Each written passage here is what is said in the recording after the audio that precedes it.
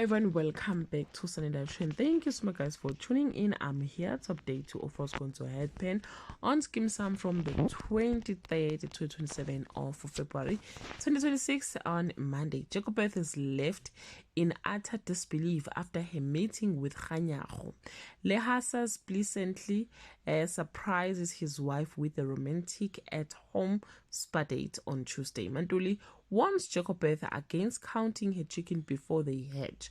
Mr. Kgomo denies Eunice the requested time off to assist Pretty with her wedding preparations on Wednesday. Miss Xulu becomes a victim of blackmail. Lehasa and Pretty are unable to reach a consensus on particular aspect of their wedding on Thursday. Lizzie gathers the courage to share her truth, but Jacobet's unexpected reaction leaves her surprised, and Mia client forces Pretty to confront how little control she truly has on Friday.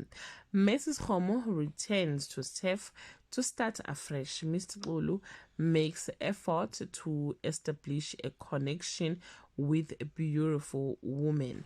Well guys, that's all I have for today. You can leave your comment below and share your opinion. Bye.